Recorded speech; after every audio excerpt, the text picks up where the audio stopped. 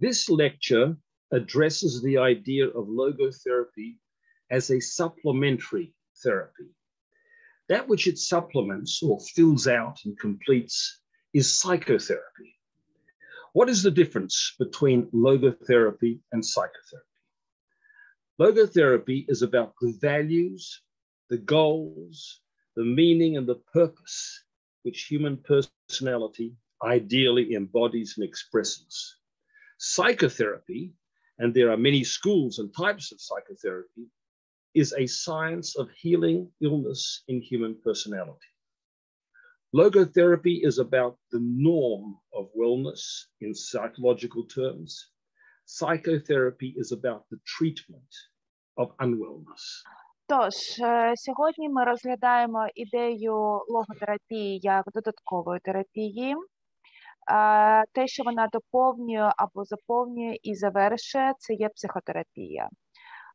Чим логотерапія відрізняється від психіатрії? Тим, що логотерапія стосується цінностей, цілей, сенсу та мети, які людська особистість ідеально втілює та виражає. А психотерапія, яких існує багато шкіл та видів, є наукою саме про лікування хвороб людської особистості. Ми розглядаємо логотерапію як норму велнесу в психологічному плані, а психотерапія стосується більше лікування вже недугів, які є. We shall have more to say about logotherapy's concept of wellness as ethical meaning, behavior and purpose in coming lectures. There is some ambiguity and conflict in Frankl's own thought about this idea. Earlier and later writings of Frankl say somewhat different things about this, especially with regard to the objectivity and universality of values. The strand in Frankl's work, which I am following in these lectures, maintains that there is an objectivity and universality in specific values and ideals of personality. This means that the healthy personality is one which conforms to these ethical and normative ideals, and the unhealthy personality displays a divergence from these ideals. In the words of one of Frankl's major students, Elizabeth Lucas, many disturbances in personality derive from not living in harmony with the norms of conscience, the spiritual knowledge of one's higher self. Тож на наступних лекціях ми будемо розповідати більше про концепцію саме логотерапії як оздоровлення, як про етичне значення, поведінку та мету. У власній думці Франкла про цю ідею є деяка двозначність і є присутній конфлікт. У більш ранніх і творах Франкла говориться про це дещо по-різному, особливо щодо об'єктивності та універсальності цінностей. Суть саме роботи Франкла, за якою стежить наш лектор в цих лекціях, стверджує, що існує об'єктивність і універсальність у конкретних цінностях та ідеалах особистості. Це означає, що здорова особистість – це саме та, яка відповідає етичним і нормативним ідеалам, а нездорова особистість демонструє розходження з цими ідеалами. За словами однієї з основних учениць Франкла Елізабет Лукас, багато яких розладів особистості походять від того, що люди не живуть у гармонії з нормами совісті, духовними знаннями свого вищого «я». Psychotherapy as a means of treatment of psychological unwellness is a science. While science in general is based on theory, and theories are themselves built on values and assumptions, science in general and psychotherapy as a particular science does not always reflect upon those values and assumptions. Its goal is results, not the discussion of values. Logotherapy was always ready to acknowledge and utilize the practical achievements of different psychotherapies. Indeed, Frankl even acknowledged that logotherapy could work with Freudian psychoanalysis as a practical psychotherapy. Psychotherapy could be used to treat the different levels of human personality, but only as long as it recognized the essential spiritual self of the human being as sovereign and as the purpose for which psychotherapy works. Психотерапія як засіб лікування психічних розладів – це ціла наука. У той час, як наука в цілому базується на теорії, а саме теорії побудовані на цінностях і припущеннях. Наука в цілому, як і психотерапія, зокрема, не завжди відображають ці цінності і припущення. Його мета – результат, а не обговорення цінностей. А логотерапія завжди була готова і є готова визнавати та використовувати саме практичні досягнення різних психотерапій. Франкл дійсно навіть визнавав, що логотерапія може працювати з фрейдистським психоаналізом як практична психотерапія. Психотерапія може бути використана для лікування різних рівнів людської особистості, але лише до тих пір, доколи вона визнає сутнісне духовне «я» людини як самосуверенну систему та як мету, заради якої взагалі працює психотерапія. Logotherapy, therefore, does not furnish the mental and psychological sciences of personality. Yet, logotherapy does do two things. A, it helps the patient discover the norms of mental health. And B, it seeks to utilize the power of the human spirit in conjunction with psychotherapy in that healing process. In dealing explicitly with the realm of values, goals, and meanings of human existence, logotherapy explains to the human being in value terms how he or she is unwell and seeks to evoke within the patient the will to actualize values in healing. It, so to speak, establishes the goals and the will towards the goals for which psychotherapy supplies the means. Thus, logotherapy is supplementary in essence. It provides the goals and the values for the science of psychotherapy. At the same time, it implicitly disciplines psychotherapy to make sure that it does not import values of its own, which are contrary to the idea of the human being as a free, responsible, and moral agent. Таким чином, логотерапія не надає ментальних і психологічних наук про особистість. І все ж логотерапія робить дві речі. По-перше, вона допомагає пацієнту відкрити норми психічного здоров'я. Та по-друге, вона прагне використати силу людського духу в поєднанні з психотерапії в цьому процесі зцілення людини. Маючи справу безпосередньо зі сферою цінностей, цілей і смислів людського існування, логотерапія пояснює людині в термінах цінностей, яка вона, чи вона хворіє і прагне викликати в пацієнта бажання реалізувати ці цінності в зціленні. Вона, так би мовити, встановлює цілі і волю до цілей, для досягнення яких психотерапія постачає саме засоби. Тому логотерапія є як додатковою за своєю суттю, вона забезпечує цілі та цінності науки психотерапії.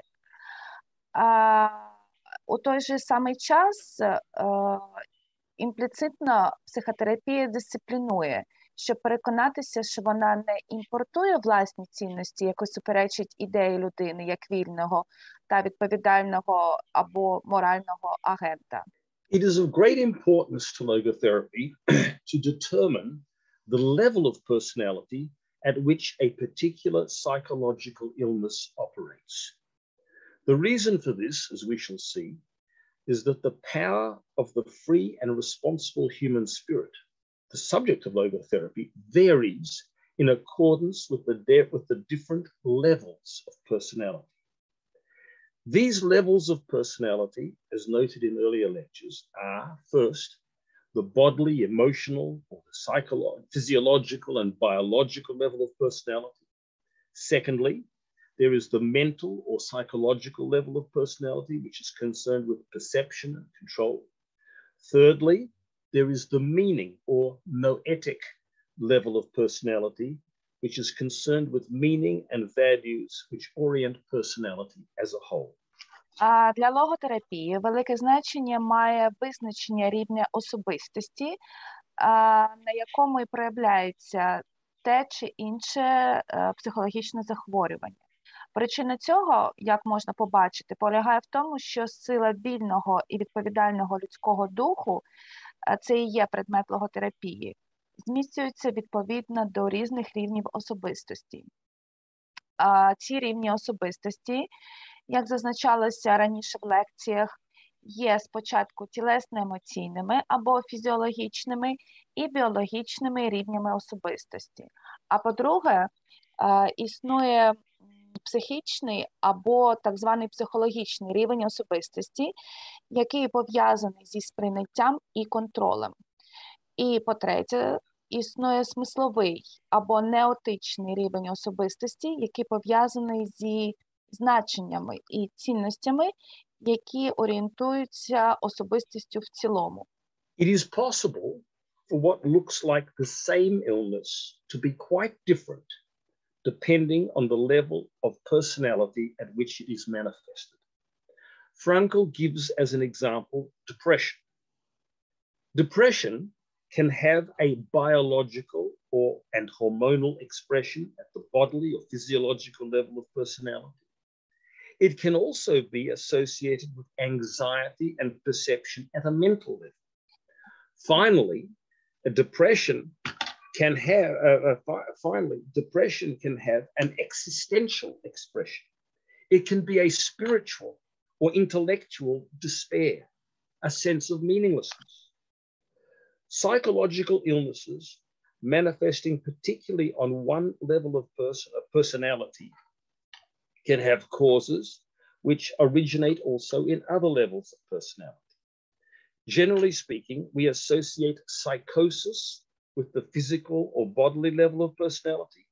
We associate neurosis with the mental or perceptual level of personality. And we associate psychological problems associated with spiritual or existential discontent with the highest meaning faculty or the noetic faculty of personality, as Frankl called it. Цілком можливо, що те, що виглядає як та сама хвороба, може бути досить різним, залежно від рівня особистості, на якій вона проявляється. Як приклад, Франкл наводить депресію. Депресія може мати біологічне та гормональне вираження на тілесному або фізіологічному рівні особистості.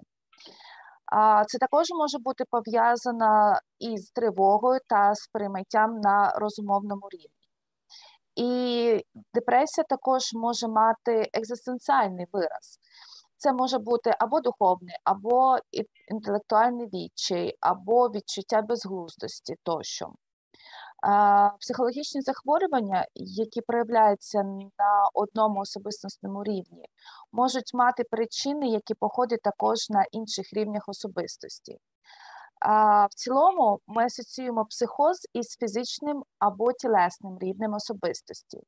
І ми пов'язуємо і невроз з ментальним або перцептивним рівнем особистості. І також ми пов'язуємо психологічні проблеми, які пов'язані з духовним чи екзистенційним незадоволенням і з найвищою або ноетичною здатністю особистості. А ноетичною здатністю так називав її Франкл. The identification of the level of the psychological disorder is important. Different psychotherapies are used depending on this level. Thus, for example, the treatment of schizophrenia will often include chemical and drug treatments because schizophrenia has a physiological and biological basis. The treatment of trauma will involve talking therapies, perhaps also with some medication, because it belongs with the class of neuroses manifesting mainly at the mental level. Psychological illnesses, which come from a crisis in meaning, on the other hand, do not require chemical sedation because they represent an existential crisis. One does not treat a crisis of meaning with pills. At each of these three levels of personality with their associated illnesses, we find a different role for logotherapy. Дуже важливо визначити рівень психологічного розладу. Саме залежно від цього рівня використовуються різні психотерапії. Наприклад, лікування шизофренії часто включає хімічне та медикаментозне лікування, оскільки шизофренія має фізіологічну та біологічну основи. Лікування травми передбачає розмовну терапію, можливо також з застосуванням певних ліків, оскільки це може залежати до класу неврозів, які проявляються переважно на психічному рівні. Але з іншого боку, психологічні захворювання, які походять від кризи сенсу, не вимагають саме хімічної седації, оскільки вони мають екзистенціальну кризу. Кризу сенсу не лікують таблетками, а на кожному з цих трьох рівнів особистості з пов'язаними з ними хворобами ми знаходимо різну роль для логотерапії. The level at which logotherapy has least foothold is in the psychological illnesses which have a physiological basis. An example of this is schizophrenia and other psychotic illnesses. The schizophrenic experiences him or herself through the perception and action of others. He or she is an object being watched. He hears voices which reach him. He has little sense of himself as a thinking, free subject.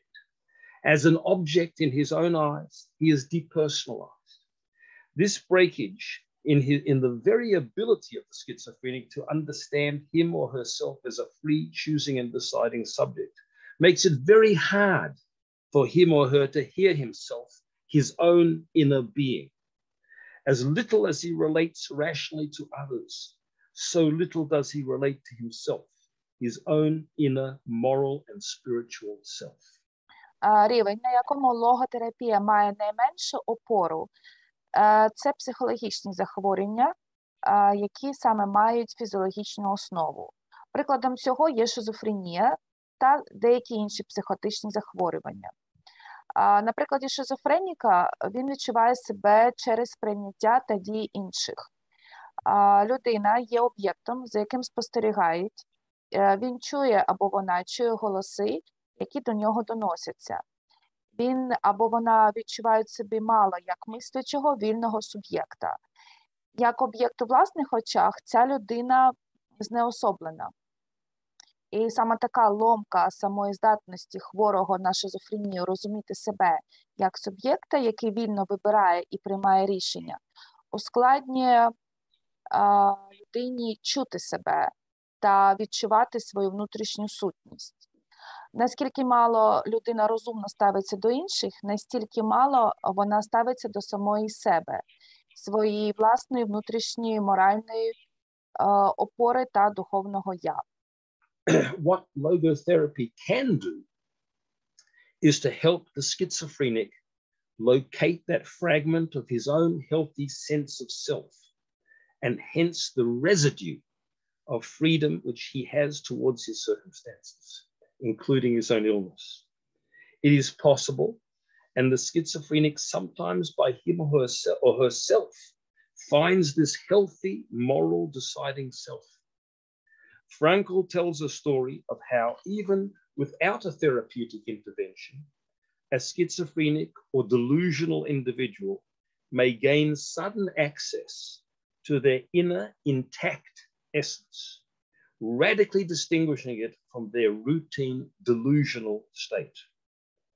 The story relates to two identical twin sisters, both of whom were schizophrenic and were living in the same psychiatric institution. One day, their treating psychiatrists mixed up their patients, the identical twin sisters. One therapist began a session with the sister who was not his patient. He began with a resume of her delusional experiences from the previous session, in fact, of her sister. She at once interrupted the therapist, saying, "You've mixed me up with my sister. I have a much better story than that." Humor is a method of logotherapy whereby the patient laughs at his delusional self. And through this humor, the schizophrenic woman was able to distance herself from her own illness. Але що може спробувати зробити логотерапія, це допомогти хворому на шизофренію знайти той самий фрагмент його власного здорового почуття. А отже, і залишки свободи, які пацієнт має щодо обставин, в тому числі щодо власної хвороби. Це є можливим, і шизофренік іноді сам знаходить це здорове, моральне або рішуче я. Франкл розповідає історію про те, як навіть без терапевтичного втручання шизофренік або індивід з маренням може отримати раптовий доступ до своєї внутрішньої, тої неушкодженої сутності, радикально відрізняючи її від свого звичайного марення. Історія стосується двох однояйцевих сестер-близнюків. Обидві хворіли на шизофренію та жили в одній психіатричній лікарні. І одного разу їхній психіатр переплутав своїх пацієнтів, однояйцевих цих сестер-близнючок. Один терапевт почав сеанс із сестрою, яка не була його пацієнткою. Він почав свій сеанс з резюме її типу помилкового досвіду з попереднього сеансу. Але насправді то був сеанс з її сестри. І нова його пацієнтка відразу ж перебила терапевта, сказавши: "Ви переплутали мене з моєю сестрою. У мене є набагато краща історія для вас." І що це підкреслює? Це підкреслює той факт, що гумор – це є один з методів логотерапії, за допомогою якого пацієнт може сміятися над своїм маячним «я». І саме через гумор, і саме через цей гумор, жінка-шизофренік змогла дистанціюватися від власної хвороби. На прикладі, що ми тільки що почули. Okay. Let us now look at an example of an illness which manifested primarily on the mental level of personality. Such is an obsessional neurosis, such as fanatical cleanliness with obsessive and repetitive hand washing. This, like many neuroses, may have a hereditary or biological cause, but, Frankel writes, it becomes a neurosis as a result of a mental decision to allow this predisposition to develop into a full-blown obsession. Unlike the schizophrenic, the neurotic can think, can decide, and can hear his or her higher self. Here, the logotherapist's task is, quote, to transform the neurotic's attitude towards his neurosis. The neurotic needs to be brought by logotherapy to the recognition of his neurosis as a possible, but as a badly chosen state of being. In other words, as the result of a decision, which he or she can reverse. That reversal may be assisted through psychotherapeutic techniques, but logotherapy can give the patient the insight into and the will to the insight into and the will towards the goal of his or her healing. Тепер розглянемо на прикладі хвороби, яка проявляється переважно на психічному рівні особистості, як працює логотерапія.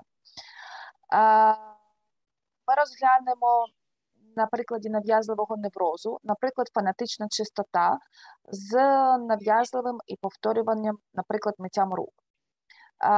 Цей, і як і багато інших неврозів, може мати спадкову або біологічну причину.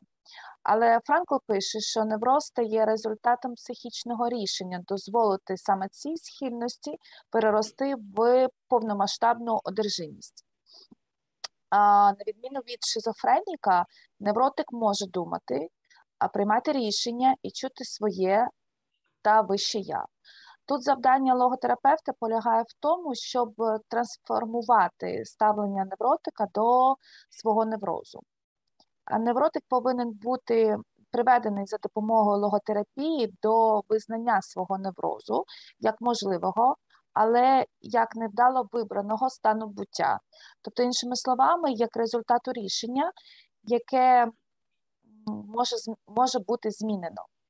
Цьому відновленню можна сприяти за допомогою психотерапічних технік, але логотерапія може дати пацієнтові саме розуміння мети свого зцілення та бажання досягти цієї цілі. It is in the highest, the meaning or noetic realm of personality, where psychological issues are a result of a feeling to discover meaning, that logotherapy has the greatest power. For here, logotherapy leads the individual to self-transcendence, to analysis of the possibilities of his or her own existence, and opens up an entire realm of meaning. Thus, Frankl observed that the therapists were increasingly taking over the role of religious mentors or minister, because people came to the therapists with questions of meaning, which they had once asked of their religious ministers. Accordingly, logotherapy here understands that the psychological crisis of such patients is essentially an existential crisis, a crisis of meaning, and so finds means to stimulate the quest for meaning in the patient. Найбільшу силу логотерапія має у найвищій смисловій або ноетичній сфері особистості, де психологічні проблеми є результатом нездатності знайти сенс. Бо тут логотерапія веде людину до самотрансцендентності, до аналізу можливості власного існування та буття і відкриває цілу сферу сенсу. Таким чином, Франкл помітив, що терапевт все частіше бере на себе роль як релігійного наставника або служителя, тому що людина приходила до терапевтів із запитанням про сенс, яка колись ставила своїм релігійним служителям. Відповідно до цього, логотерапія розуміє, що психологічна криза саме таких пацієнтів є, по суті, екзистенціальною кризою, кризою сенсу буття, і тому знаходить засоби, щоб стимулювати пошуки сенсу для такого типу пацієнтів. Now, logotherapy has an affinity with philosophy and practices this in existential analysis, where life situations are explored with the patient in terms of their opportunities and challenges for meaningful response. It's about the elicitation of genuine meaning. Genuine meaning has to do with values. As we shall discuss in the next two lectures, we come up here against the inevitable question as to whether there are objective and universal meanings. And if so, what role objective and universal values play in therapeutic practice? This raises problems from the standpoint of value neutrality, which has been presented as an ethical requirement of psychological treatment. Логотерапія має спорідненість із філософією та практикує це в екзистенціальному аналізі, де важливі життєві ситуації досліджуються разом з пацієнтом з точки зору їхніх можливостей, їхніх викликів для осмислення відповідей. Це йдеться саме про виявлення справжнього сенсу. А справжній сенс пов'язаний із цінностями. Саме про ці моменти ми будемо обговорювати в наступних лекціях двох.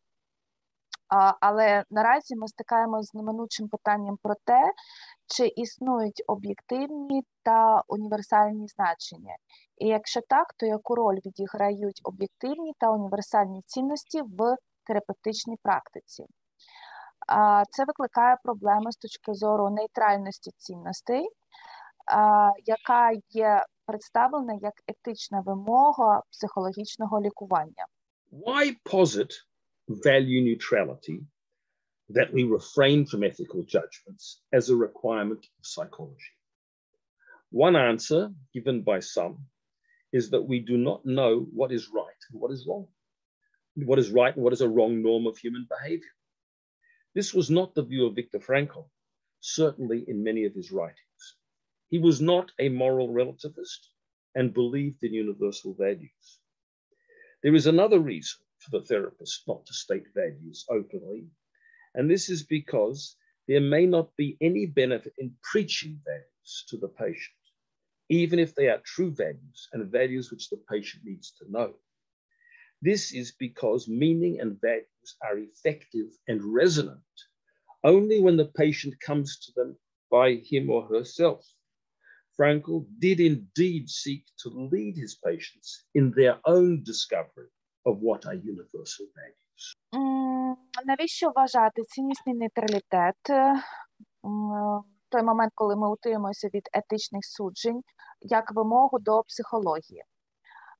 Єдина одна відповідь, яку дають деякі, полягає в тому, що ми не знаємо, що є правильним, а що є неправильним, що є правильними нормами і неправильними нормами людської поведінки. Такої точки зору не був Віктор Франкл, звичайно, у багатьох своїх творах. Він не був моральним релятивістом і вірив у загальнолюдські цінності. Є ще одна причина для терапевта не заявляти про саме цінності відкрито, і це тому, що проповідування цінності пацієнту може не принести жодної користі, навіть якщо це є насправжні цінності, та саме ті цінності, які пацієнт повинен знати. Ця точка зору пояснюється тим, що значення та цінності є ефективними та резонансними лише тоді, коли пацієнт приходить до них самостійно. Франкл сам справді прагнув вести своїх пацієнтів до їх власного відкриття того, що таке є універсальні цінності. The problem is not when psychology discusses values, as does logotherapy discuss them. The great problem arises when psychology does not discuss values and does not reflect on the values which it implicitly expresses and on which it is hiddenly based. For these values may be bad and harmful values, opening up the problem of iatrogenic or medically or psychologically caused illness. That is to say, where psychological theories and practices themselves become a source of harm. Already, Frankl broached this topic when he addressed the ideological impact of Freudianism in the mid-20th century. The essence of Freudian psychoanalysis as a cultural movement was that it eliminated human moral responsibility. Its tendency to find the basis of all mental health and ill health in instinctual release and inhibition, in fact, closed down the freely choosing and deciding meaning faculty of the human being. Проблема полягає не в тому, коли психологія обговорює цінності, як це робить логотерапія. Саме велика проблема виникає, коли психологія не обговорює цінності і не розмірковує про цінності, які вона наявно виражає і на яких приховано базується. Оскільки ці цінності можуть бути поганими та шкідливими, відкриваючи проблему ятрогенної або медичної, або психологічно спричиненої хвороби. Тобто, коли психологічні теорії та практики самі по собі стають джерелом шкоди. Вже Франкл порушував цю тему, коли звертався до ідеологічного впливу фрейдизму всередині ХХ століття. Суть фрейдистського психоаналізу як культурного руху полягала в тому, що він усував моральну відповідальність людини або усунув. Його прагнення знаходити основу будь-якого психічного здоров'я та нездоров'я в інстинктивному звільненні та гальмуванні фактично закрило здатність людини вільно вибирати та приймати рішення. We have exactly the same problem, and perhaps more so today. A world trend was set already in 1973, when a political struggle took place in the American Psychiatric Association which brought about the deletion of homosexuality as a psychological disturbance and its definition as a species of normal sexuality. This was followed by the rejection of ego-dystonic homosexuality. In other words, rejection of the concept that an individual might legitimately be disturbed by his or her own homosexual tendencies and receive therapy to overcome them. It was then followed by affirming gender fluidity in psychology, which in the West has been implemented in child education with drastic consequences. There is a legal mass class action by 1,000 individuals against the Tavistock Clinic in Britain, now closed down, which transitioned children to alter their bodies through sexual surgery, causing them major psychological trauma. Сьогодні ми теж маємо таку проблему, може навіть дуже гостро маємо її. Світова тенденція, яка встановлена ще з 1973 року, коли в Американській психіатричній асоціації розгорнулася політична боротьба, яка призвела до виключення гомосексуалізму як психологічного розладу та визначення його як виду нормальної сексуальності. Це супроводжувалося відмовою від его-дистонічної гомосексуальності. Іншими словами, відмовою від концепції, згідно з якою людини можуть законно турбувати її власні гомосексуальні схильності та отримувати терапію для їх подолання. Після цього була низка послідовних підтверджень гендерної мінливості психології, і яке на Заході було впровадження в дитячу освіту з різкими наслідками. На сьогодні існує юридичний масовий колективний позов в 1000 осіб проти клініки Тавісток у Британії, яка зараз закрита, але яка давала можливість дітям змінювати своє тіло за допомогою сексуальної хірургії і завдаючи їм серйозної психологічної травми. The ideology of mainstream Western psychology has been a source of mass psychological harm.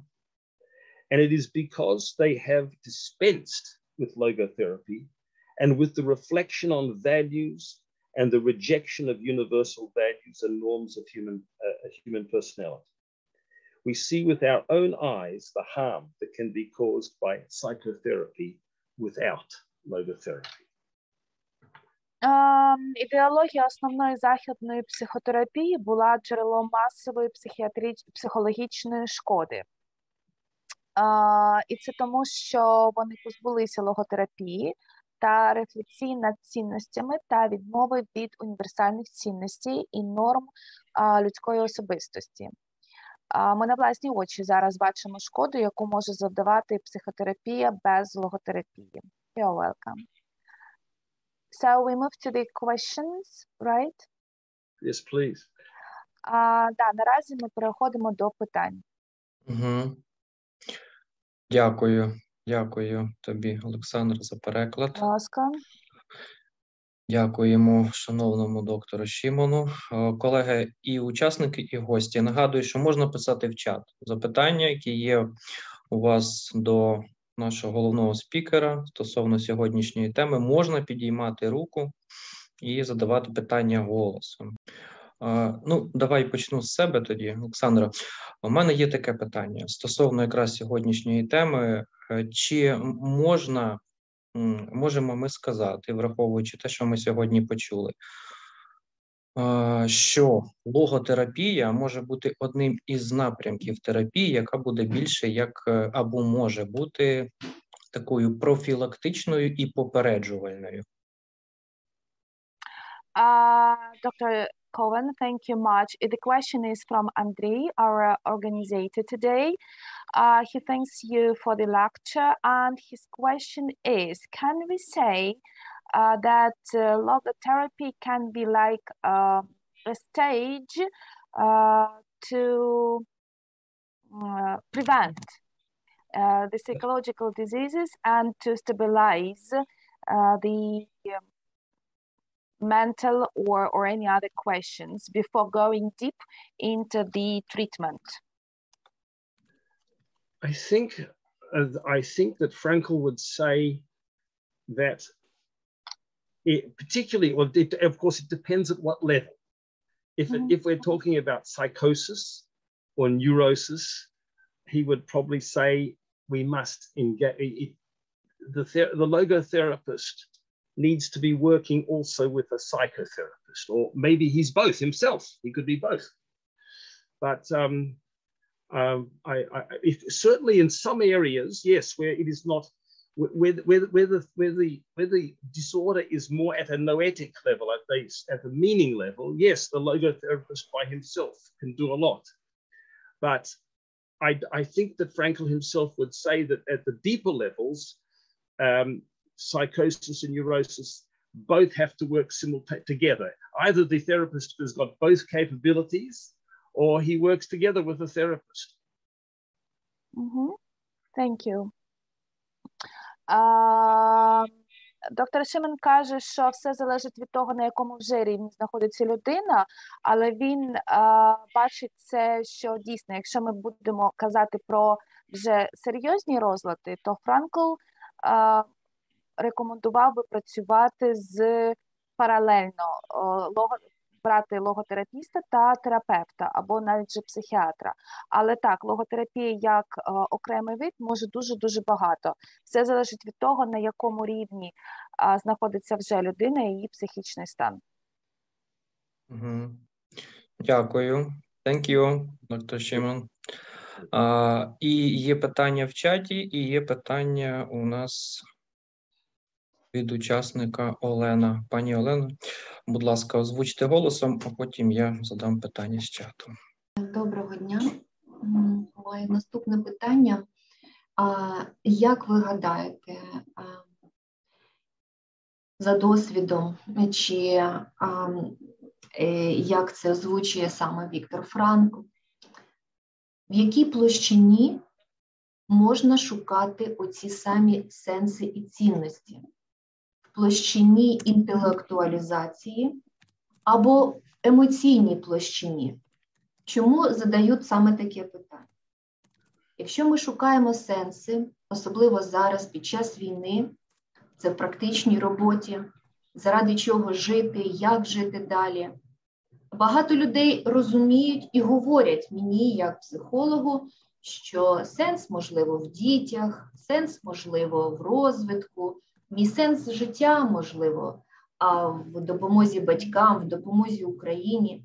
Вони це декларують і вони це говорять, тобто інтелектуально вони це розуміють. Але при цьому вони емоційно знаходяться в пригніченому стані. І тоді я сама питаю себе, як психолог, і питаю вас, і питаю клієнта, в якій площині краще звертати увагу на пошук сенсу? Можливо, все ж таки в площині емоцій. А що ти відчуваєш, коли ти говориш про цей сенс? Як би ви відповіли на таке запитання, що би ви порадили? Дякую. Thank you so much. So my question will be, in your experience and in the works of Viktor Frankl, where it is best to look for the values and the senses that you mentioned, in the intellectual domain or in the emotional domain? Because looking at the situation that we have now, I have many patients, many people who talk about questions why they have to live, what they live for. And many people say that they can live for the kids, or they can live for the developments, they can live to help their parents or help Ukraine. And they state those things, so intellectually they understand them. But emotionally, I can see that they are depressed. So as a psychologist, I ask questions to myself, I ask my patients, and I ask you, maybe it would be better to look for those values in the emotional domain as well.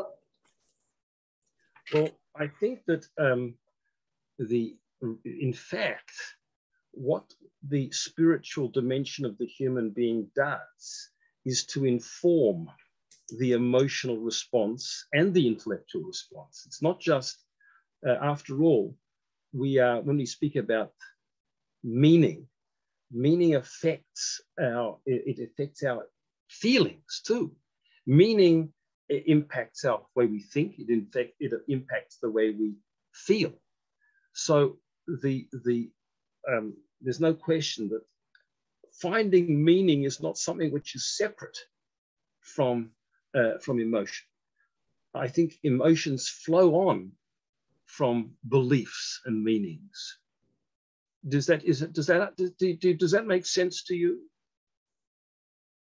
Я думаю, що духовна сфера інформує нашу емоційну та інтелектуальну сфери, і сенси нашого життя впливають і також і на наші почуття, і на те, як ми думаємо, що ми думаємо. Тому мені здається, що пошук сенсу невід'ємний і від наших емоцій, він не відділений від наших емоцій. Я думаю, що він випливає з них. Ви згодні з тим, що я говорю? Sorry. Так, звичайно, я погоджуюся, що це має би бути так, як ви говорите. Да? Але коли, наприклад, людина проговорює і говорить, да, я це усвідомлюю, да, це впливає емоційно на мене тут і зараз у вашому кабінеті, і ми говоримо про ці сенси, але я втратила дуже багато, наприклад, чи втратив в Україні, і коли ми говоримо, це впливає на мене зараз, тут і зараз емоційно. Але коли я виходжу за двері вашого кабінету, я емоційно все одно пригнічена, хоча мій розум говорить мені, що ми знайшли цей сенс, я відчула цей сенс. І тоді я відчуваю, що я щось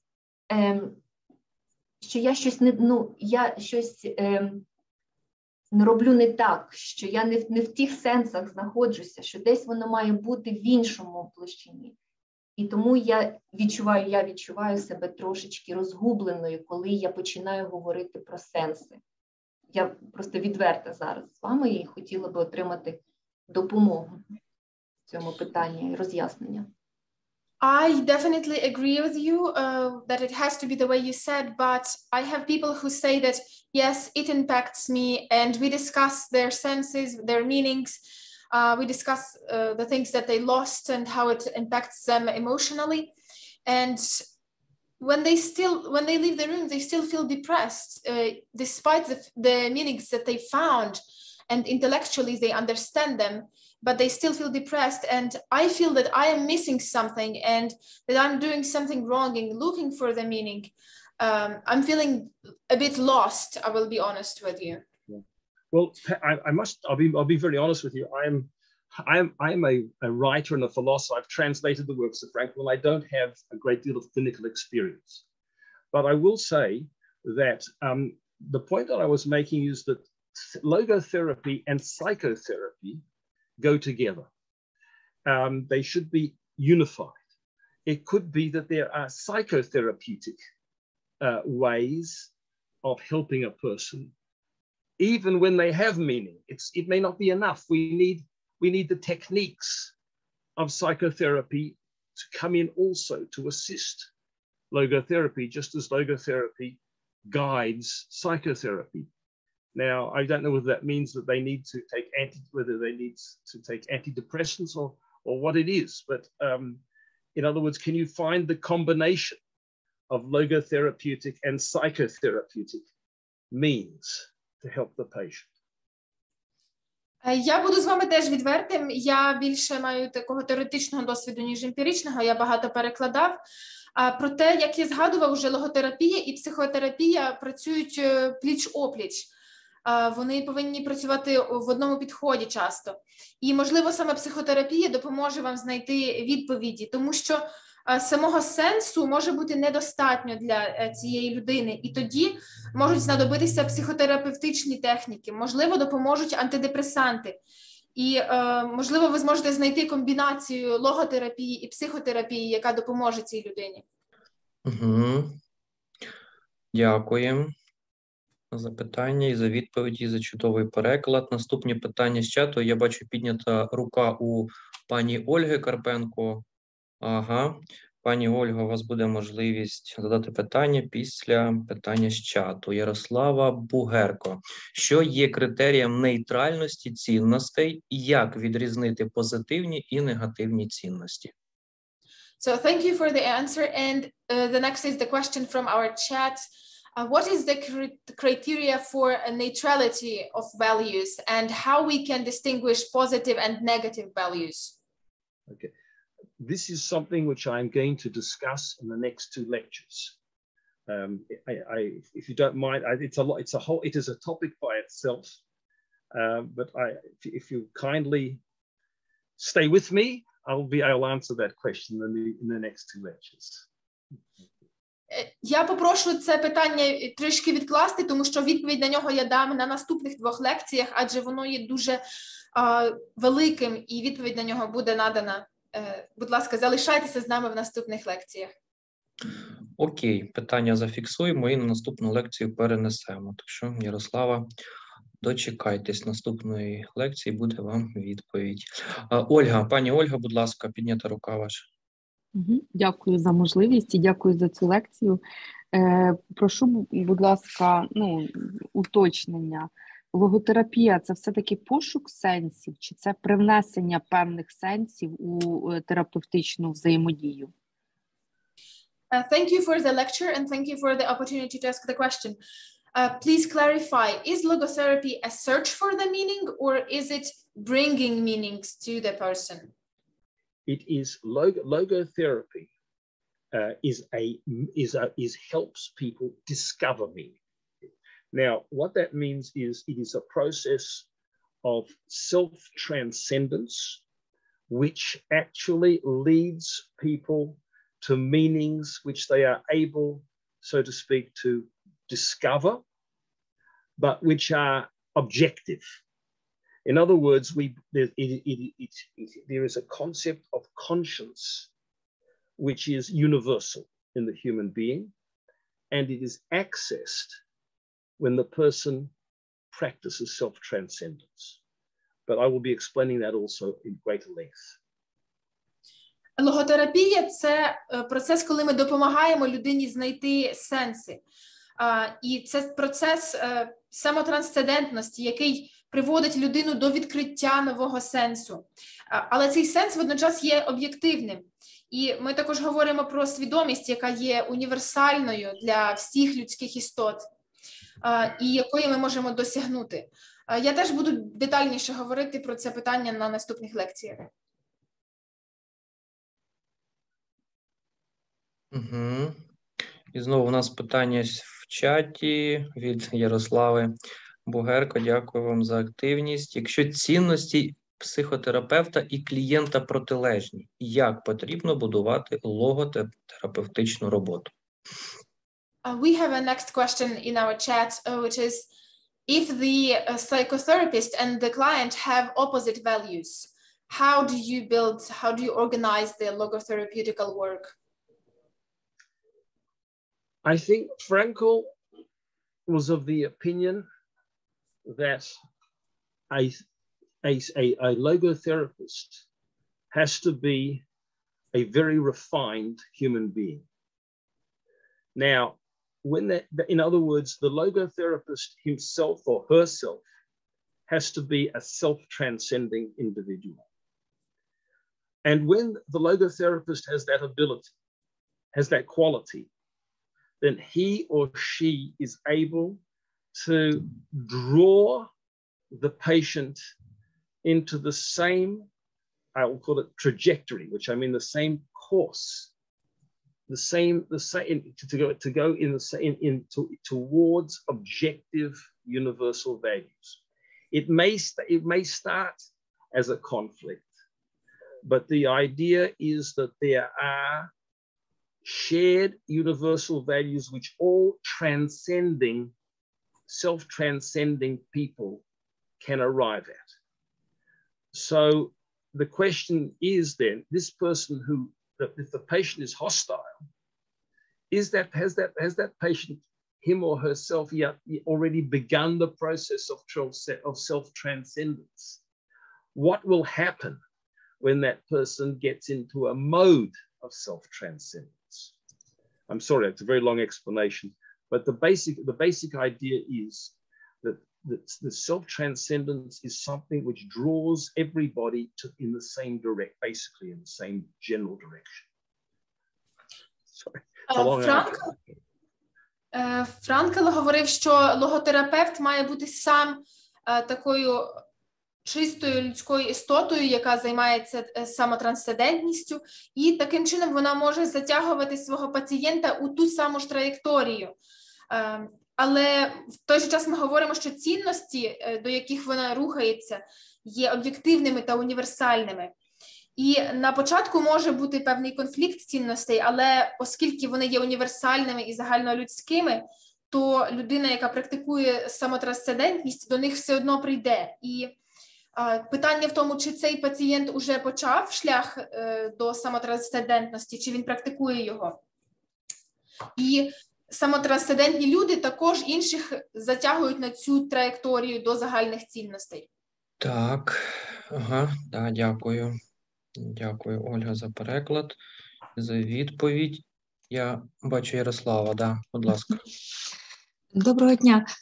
Мене цікавить таке питання. Зараз проблема гендеру дуже складною є в нашій країні.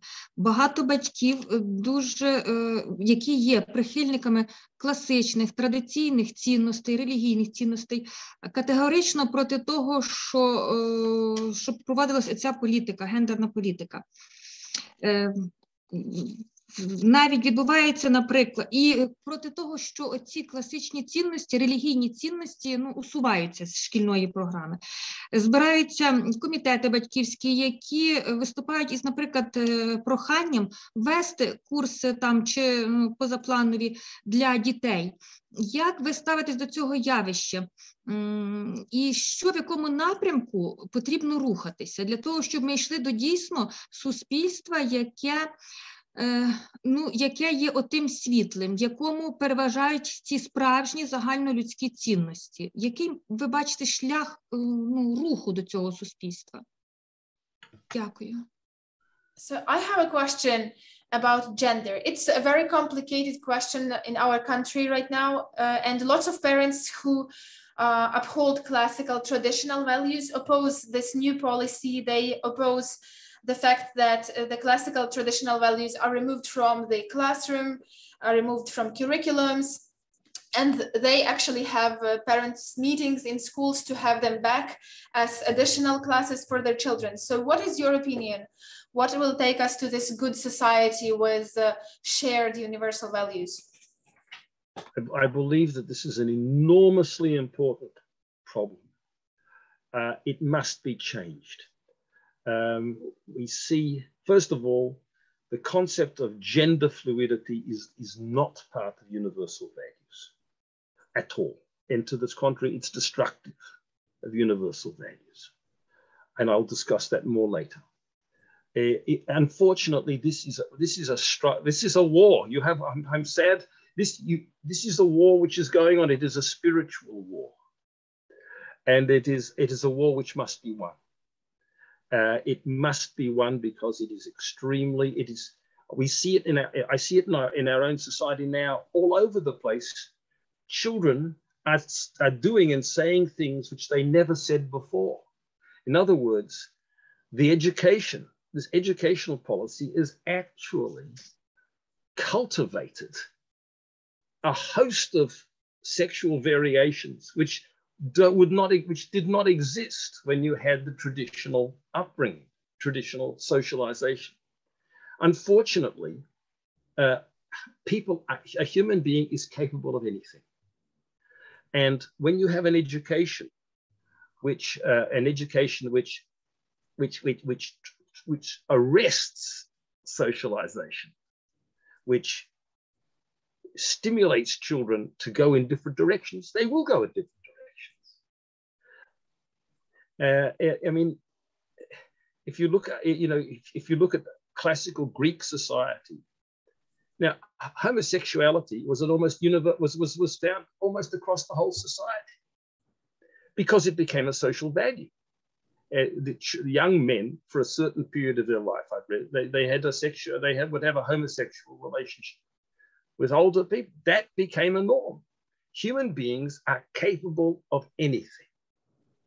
And for that reason, we have to know that education is extremely important. There's a reason why people are raised in a certain way. Even Freud knew that if you take away social norms, if you remove social norms, then social morality will disintegrate. The whole education of children will disintegrate. So this is a very destructive phenomenon, and this is something which must be opposed. It's wrong. It's wrong from an ethical point of view. It's harmful from an ethical point of view. It's manipulating the development of children in the wrong direction. Так, це надзвичайно важливе питання, тому що гендерна можливість вибирати свій гендер, його постійно змінювати, це не є універсальна цінність. І вона, навпаки, відвертає нашу увагу від універсальних цінностей. Зараз у нас відбувається справжня духовна війна, і ми повинні в ній перемогти. Я бачу це в нашому суспільстві, і діти говорять просто неймовірні, божевільні речі, які вони раніше ніколи би не сказали. Тому що освітня політика культивувала ось цю велику кількість сексуальних варіантів, яка раніше навіть не існувала у традиційній культурі. І людська істота здатна на все, що завгодно. Якщо ми дозволимо нашій освіті зупинити соціалізацію, стимулювати дітей, іти в абсолютно дивних різних напрямках, то вони це і будуть робити. Діти будуть робити те, до чого ми їх стимулюємо через освіту. Наприклад, в античній Греції гомосексуальність була розповсюджена надзвичайно широко, вона в певний момент стала соціальною цінністю і соціальною нормою, коли для молодих чоловіків було абсолютно поширено мати собі гомосексуальний досвід. Тому освіта є надзвичайно важливою, і навіть Фройд визнавав, що якщо усунути соціальні норми, то соціальна реальність розпадеться. Це дуже руйнівний феномен, зараз ми бачимо, і він неправильний з етичної точки зору, він шкідливий з етичної точки зору. І ми маніпулюємо зараз дітей рухатися в небезпечному напрямку. Шановні учасники, гості, якщо є ще питання, будь ласка, задавайте. We have one more call for the questions from the participants. I would like to thank the translators. I would like to thank the organizers, but I want to thank the translators. I'm very sorry that you got it so late. I didn't finish this a little while ago. And I realize there are some typographical mistakes in the text as well. But thank you very much for your efforts. I appreciate it. Я хочу подякувати організаторам та перекладачам. Я дуже пізно надіслав редакцію своєї лекції. За це перепрошую. Так, нагадаю, що наступна лекція у нас відбудеться в четвер. І тема у нас буде лекція номер 4. 22 вересня відбудеться наша зустріч. Час незмінний, за Києвом 12:30. Починаємо. І тема лекції буде звучати «Самотрансцендентація для всіх». So our next lecture will take place on Thursday, same time, and it's called Self-Transcendency for Everyone. Look forward to seeing you. Thank you very much. Чекаю нашої зустрічі. Дуже дякую.